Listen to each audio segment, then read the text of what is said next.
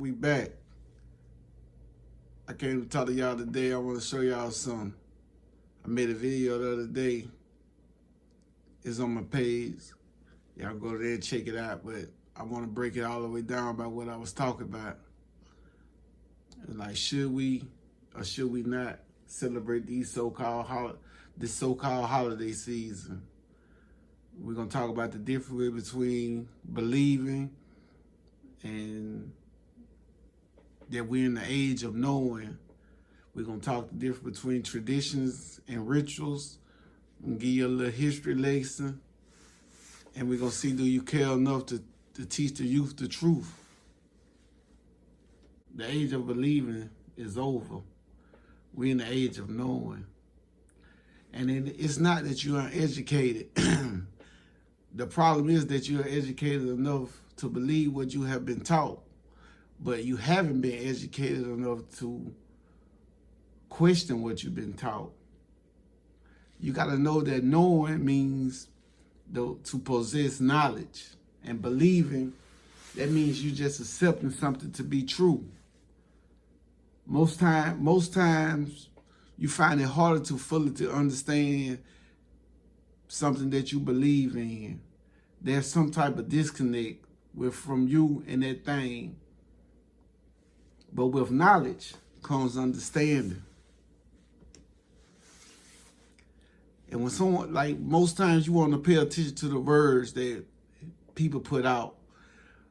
You know, when someone trying to teach you something or a subject, pay very close attention to the words that they use, like i.e. faith, belief, hope. These are the words that can be subjective and opinionated, can be subjective and have opinionated meanings. When being taught new or old information, you should never take someone's word for it. Like this, don't take my word for it. Go do your own research. Never take someone's word for it. There's too many mediums today in today's society to find correct knowledge for yourself and to gain true understanding. Knowing that the correct meaning of words can be life-changing. I mean, it could be the difference in whether you celebrate the so-called holidays or not. You want to know the difference between a tradition and a ritual. You know, traditions, that's customs or belief passing from generation to generation. Not meaning they are correct or good for us. This just means we do it because our parents told us to, or their parents told them. Now, this word rituals, this is the word that you really need to focus on. Now, the definition of this word is a religion or solemn ceremony consisting of a series of actions performed according to a prescribed order. Also can be habits you have do on the holidays, and not knowing that they are rituals that produce evil energy, i.e., like communion. When you go to church on this first Sunday and you know they eat the bread, you know, you eat the little stale bread and you drink this little bitter grape juice, and they even get this to the children. You know, that's representing eating you representing eating a body part from a human, and you drinking human blood. Like, I understand you might call that person your savior, but that person never existed. And if I can deceive you and lie to you and make you do that every first Sunday of your life, and you don't even know who you giving that energy to, because in the olden time they believed in sacrifices.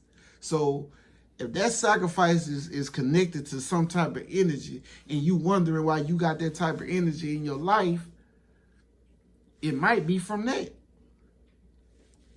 I mean, look into it. You know, Christmas tree and the Christmas lights. You know, when you have a Christmas tree in old, like, Greek times, the Christmas tree stood for like phallus, and the lights was the semen, and the bows was the, you know what I'm saying, the bows and the ornaments was the nuts. And, you know, some people burn logs in their fireplace, people that have them. That when you burn logs wrong, this time of winter solstice, this time of the year, is you representing burning the Yule log. The Yule log, that's why most time they tell you to take that log, when you burn it, take a piece of that log and take it to the next year with you. You know what I'm saying? So you can keep that same energy that you had, and you put it in your house, you burn that same piece of log, you manifesting that same energy. So each year that you have that log is getting stronger and stronger energy behind it. You know, placing gifts under the tree. Most times, like in olden times, the guy that stood up there next to the so-called Pope Santa Claus figure, that guy was called Krampus. Krampus, like, instead of, they used the gift to lure the kids in, and Krampus was the grabbing the kids. Like, that's the gifts was the bait. All right, this is what we're gonna do with this Christmas thing. I want everybody to kill that birthday shit. Just kill that. Like, kill the fact that you celebrate this day because it's someone's birthday. I want you to kill that. Because the dates don't match up. They don't line up. It's not correct. Okay. They say Jesus was born between 6 BC and 1 BC. And when you losing this BC and AD calendar, like on the left side, which is BC, you're going to count from the highest number to the lowest number. And on the AD side, you're going to count from the lowest number to the highest number. That's where it's before Common Era and Common Era. Before Christ, there's some more interesting facts that you might get a kick out of. The birth of Jesus. It is not stated in the gospel or any historic documents or any in the theologians who did not produce any birthday say that he was born between 6 BC and 1 BC. I don't know about you, but when my birthday came, or when my brother's birthday came, I knew exact year that he came. With any historical person in history, you know the exact year. You don't have a 5-year worth of error. Like, oh, he could have been born between 6 BC. Like, no, if you born in 86 or you was born in 87. You know what I'm saying? I was born in 1986. Like, I don't have a 5-year worth of error where I was born. When I was born, no one, like if someone asks anyone, when were you born? You know the exact year. It's not going to be like, well, I was going to be born 5 years before then. Like, no, you know the exact year you was born. So long story short, no one knows the exact date. Excuse me. The first Christmas ever celebrated, Roman Emperor Constantine celebrated in 336 BC.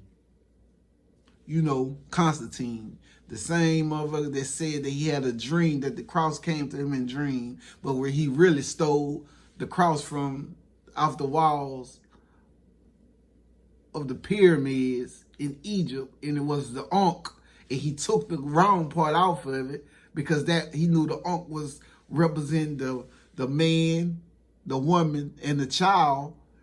He took the wrong part off of it and made another phallus end on it and made a cross out of it.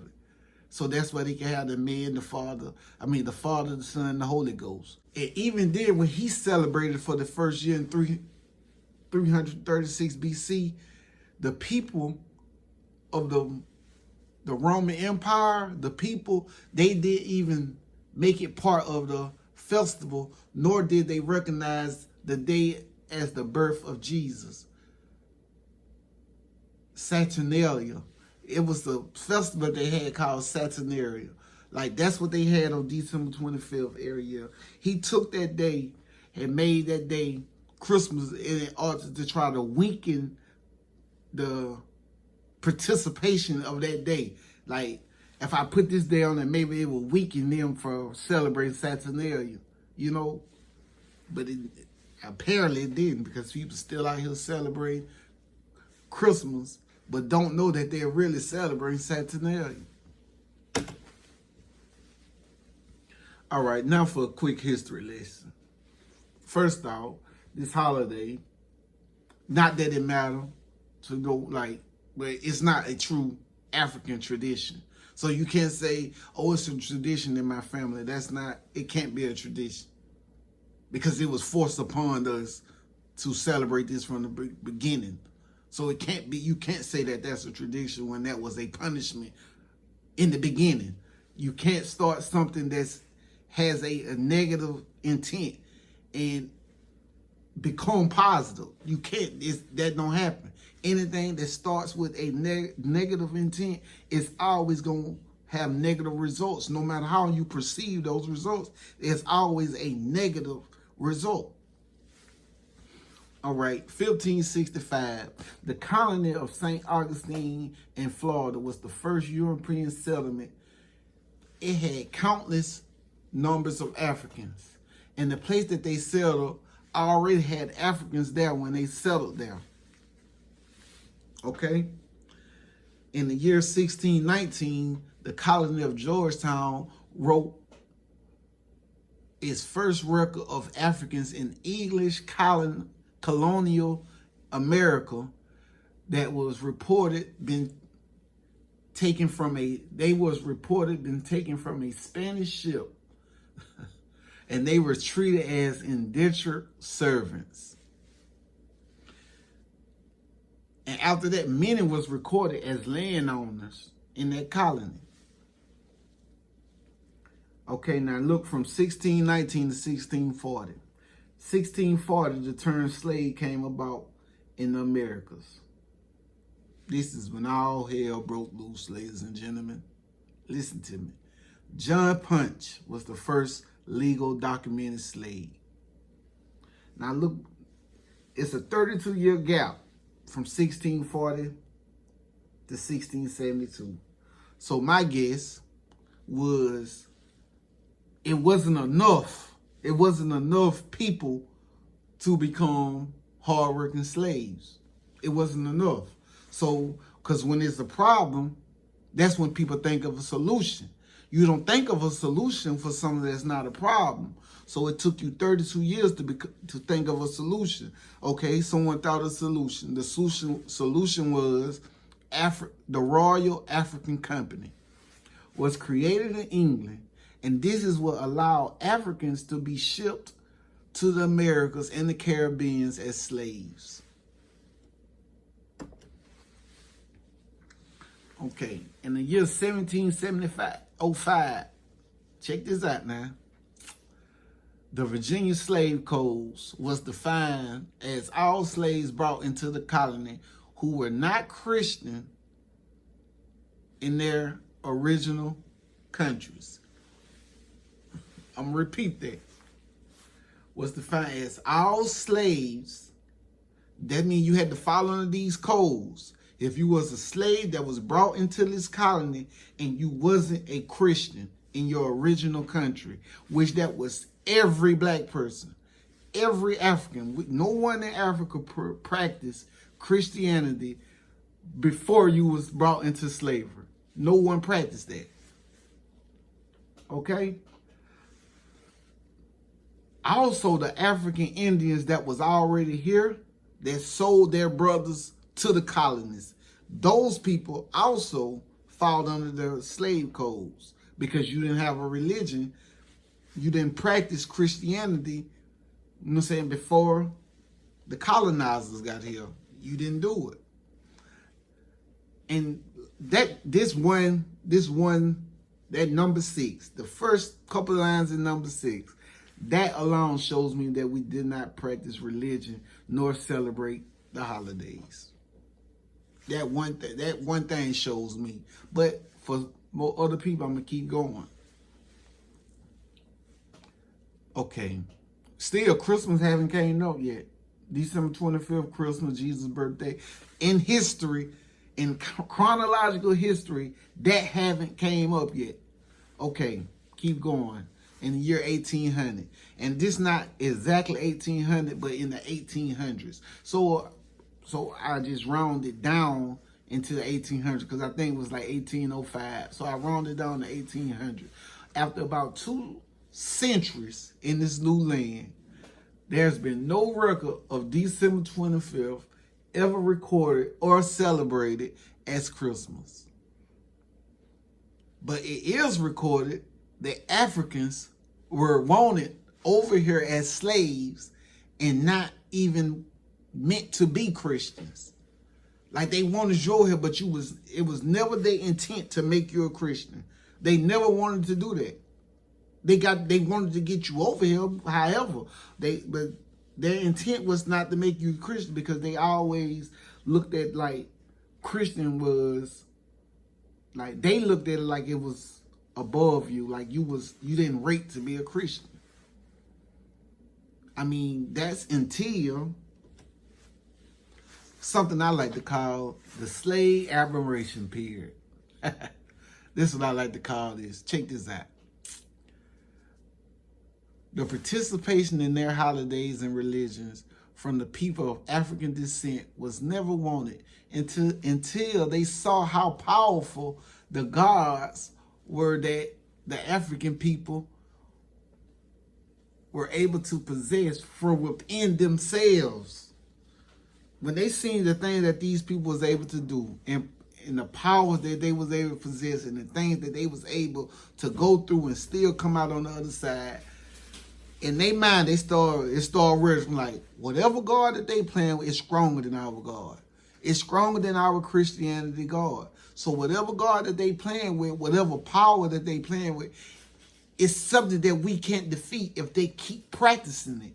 So what we got to stop them from practicing it. So what we going to do, since we going to level the playing field, we going to give them the same God that we got. We going to give them the same Bible that we got. We going to make them. So we gonna level the playing field because what you doing now, the spirituality that they using now is stronger than what we're using. So we gonna equal the playing fields. We gonna give them the same, they gave us the same Bible that they was reading out of. They gave it to us. And what they would start making them strong, it made us weak. And they seen that it was gonna make them weak because they seen that it wasn't working for them. It wasn't working for them. But they can use it in their advantage because they are masters of that religion. So they can use that religion in their advantage to make us submit to them. Okay, hold that thought. When they witnessed the powerful thing that these people could do, they was blown away and intimidated.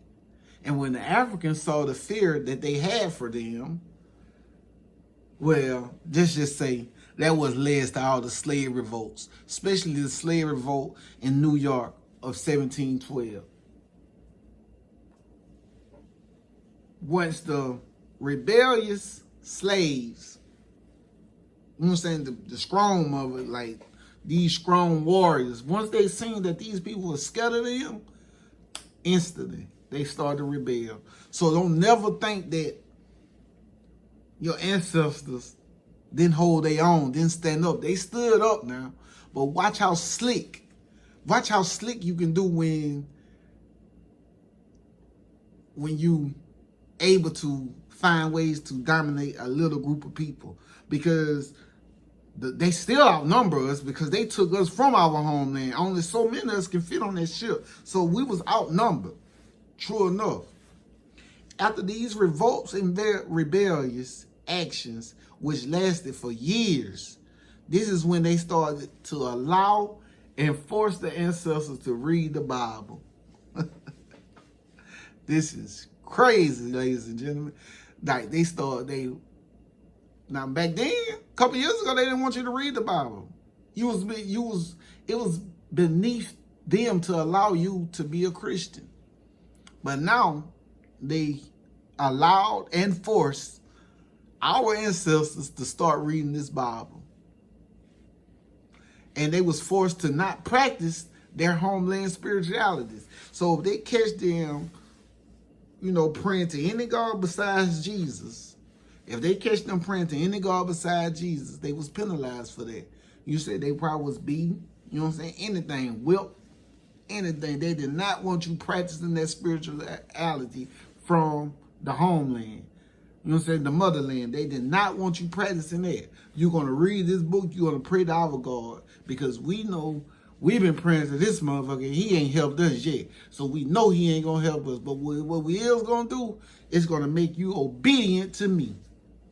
If you read this book, because I done wrote this book, I done whooped this up so good, it's going to make you obedient to me if you read it. And they was forced to convert to Christianity. Now, a couple years ago, you just said you didn't want no person, every person that wasn't a Christian in their homeland, you wanted them to be a slave and be apart from you. You did not want them part of this. We did not want them part of being Christian. Like, that was something that we had on them. Like, we was better than them at that aspect. But now, you forcing everybody to be a Christian. The proof is in the pudding. Okay, let me tell you a story. Let me tell you quickly. This is interesting. Imagine this. Imagine you steal a group of people from their homeland, thinking that these people will be easy to manipulate and be submissive to your words. But only find out that it's not that easy. And then realizing you made a huge mistake, and you were realizing you made a huge mistake, you fix your mistake, and you know what I'm saying? It's a problem. Every problem has a solution. What's the solution? Oh, with these people that we got, we breed them. We make these people have babies. You let them be some fucking motherfucker. Excuse my language. But you let them have sex out this world, and they produce all the children that they want. Let them produce as many seeds as they want. And then when they produce, when you get the litter, and you get the litter, just like they puppies, you get the litter, okay, mom and the daddy gotta go. Now they got 5, 6 babies out of you. You gotta go now. Because I don't want you teaching them none of this spirituality. You know what I'm saying? I don't want to teach you nothing. Now, granted, the older kids, you might talk them some, but I can beat that out of them. They gonna forget. But I don't need no parents that know about what went on in that motherland to be influenced some of my little. I don't need that. So you gotta go kill them. Realize you made a huge mistake. You breed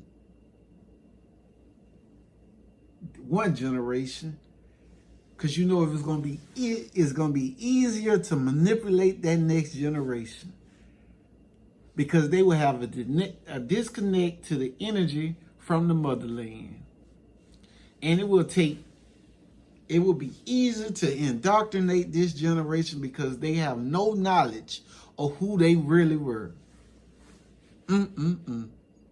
Y'all wrong for that.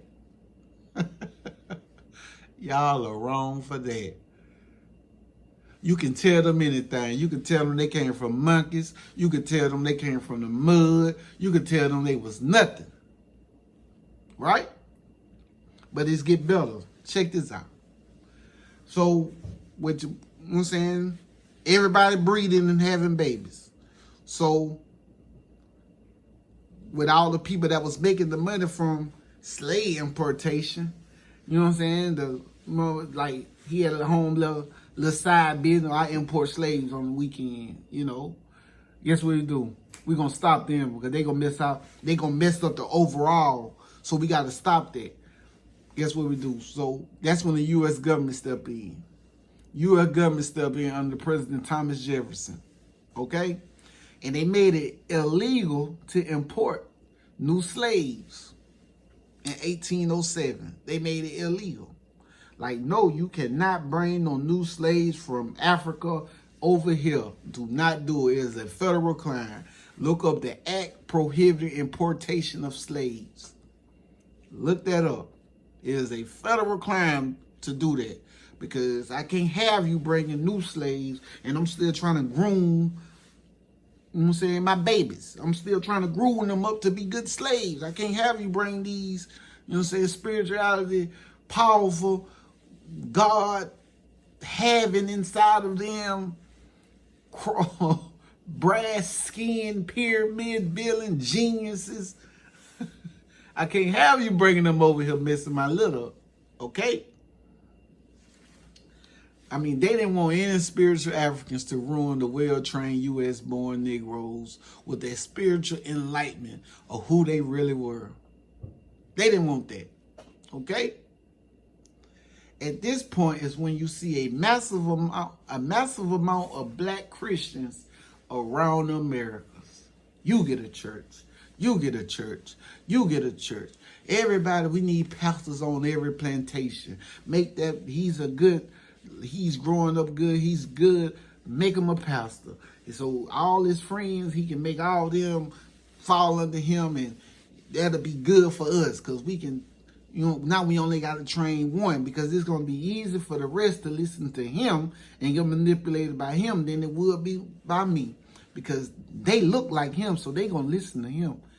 They don't look like me.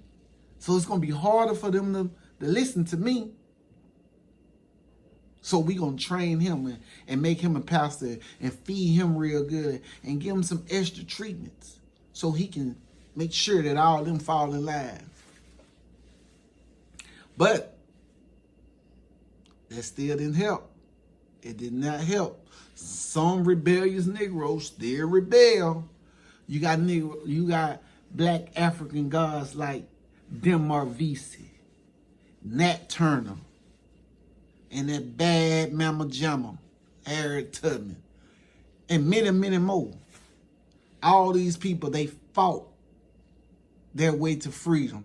Some succeeded, but they all fought hard. The spirit of the African gods and energy possessed their minds and gave them the strength to rebel. You got, now, it's one thing about our history. Once you go deep diving inside of it, you find some powerful stuff. But if you just go off of what they want you to learn, if you just go off of that, it's going to almost make you feel sorry for us. It's going to make you almost feel sorry, like, man, we had no chance. No, we didn't.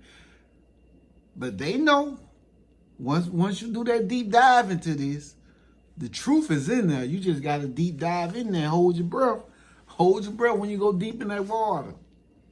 Because there's going to be some things that they're going to make you drown now. But you got to know how to swim. I'm helping y'all. I'm teaching y'all how to swim right now. Look what it say. Oh, my God, these niggas are amazing. They don't even know that niggas mean king or ruler. They calling us rulers. That's what they calling us. It's powerful now. But we got to think. We do got youth coming up under us, and no one is killing us off. So, you know, so we can educate our minds and pass it down to our youth. No one is killing us. So once I get this information, best believe that I pass this information down to my kids. Like, I don't teach hate or to hate. I teach to be pro-black. If you know what I'm saying, don't have someone can put you down with words. If someone said a word to you, don't have that word to mean so much to you where you gotta react. Stand on something. You know what I'm saying? Stand with morals. Know that you know who you is and what you is from on the inside, and know that a word cannot get you out of your character.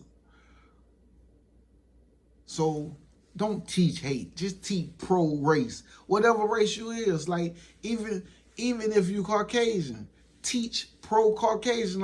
Like everyone people has great history.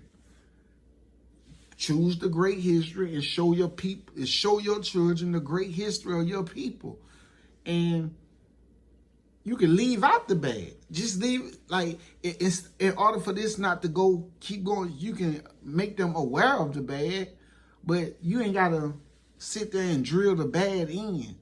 Don't drill the bad end, drill the good, so that when we leave this planet and our children are here, this planet can be all good.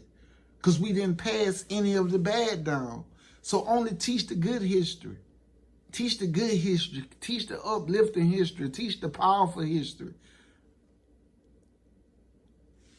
And by teaching that, once we leave, you'll know that it'll be all good. You did your job. You made the world a better place. But there's another thing.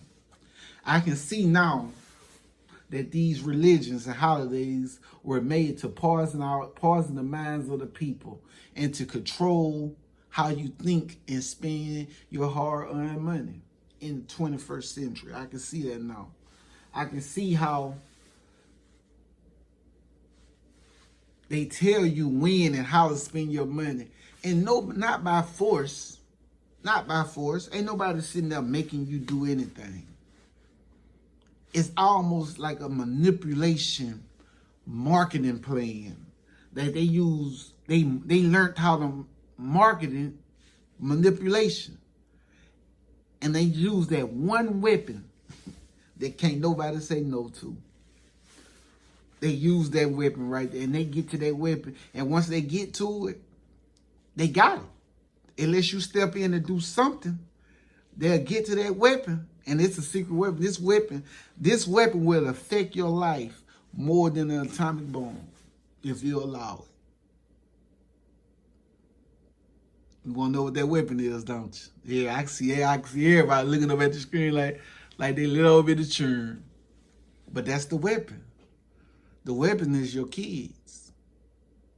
If they form a marketing plan that go towards your kids, and your kids come and ask you for it, if you a parent that like to see smiles on your kids' faces, it's hard to not do that thing for your child. And if I'm a big time business person, and I know that, hey, it's hard for me to tell my kids no. If I know that, all I got to do is set up a marketing plan to have your child to come ask you for it. So now, you working your butt off. You gonna work your butt off, and then now, guess what? I'm gonna put that season aspect in there now. Now your children, I'm marketing Halloween costumes. I'm gonna market Halloween costumes. So now you don't know, but I've been marketing it out to your children. Every media platform that they've been on, they've been seeing nothing but Halloween costumes. Till now you got your child coming to ask you, Mom, Dad, could I be this for Halloween? Sure. So now you go out there and buy their little princess and Ninja Turtle and Power Ranger. Now those people, they at the bank. Because they only put the season out there. You know, put the season out there and they watch you act accordingly. Well, no matter whatever the season is. And that's why they thought about Thanksgiving real hard. That's some slick shit too. If you think about it, they thought about Thanksgiving real hard. They thought about that one. They said, God damn, these motherfuckers gonna be so busy with their family giving thanks. Only thing I can market is food on this day. And then somebody said, hey boss, listen to me, boss. That Friday after Thanksgiving, we should make that Black Friday. That's when we should sell all the, make them discount. Make them think they got discount. But goddamn, that's a good idea. So you'll see that they really don't even market Thanksgiving, but they do market that Black Friday. And then they couldn't get you motherfuckers out the house so much. They couldn't get, like the computer is taking over, so they can't get you out the house so much. Guess what they did? The Monday after that Black Friday, Cyber Monday, got you spin on a sunny day. Hey, rocking in the treetop all day long. At the bank, love to hear the rocket go sing that song. All the little birds on neighbor street, Love to hear the rocket go tweet-a-lee-a-lee. Rock-a-ride. Tweet, tweet-a-lee. So now you got to ask yourself, do you control you? Or are you controlling you? Ask yourself those questions, because you've been programmed. Your consciousness has been programmed by the TV, by the television, the radio, the music, the frequency that these things emit. Communicate with the frequency that runs your body before you even is aware of it. Before you even aware of what these frequencies are doing, it already done it. Because your subconscious is acting quicker than what you can consciously think. Your subconscious is acting. Everything you see, everything your five senses experience, your subconscious is grabbing it. Now, throughout this video, you might was thinking that I was here to try to convince you to do something. No, I'm not here to convince you to do anything. I only want to strike something within inside you to make you want to think. That's it. I just want to make you think. Just make you want to go, you know what, I'm going to look that up. You know what, I'm going to search that. You know what, that don't sound right. Let me see what this really talking about. That's all I want to strike. Even if that strike a little bit, that's all I want to strike. Now, I know change might not happen overnight, but at least focus on changing your mindset so you can put up one hell of a fight.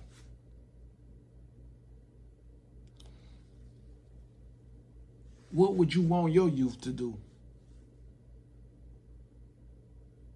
Self-claimed geniuses.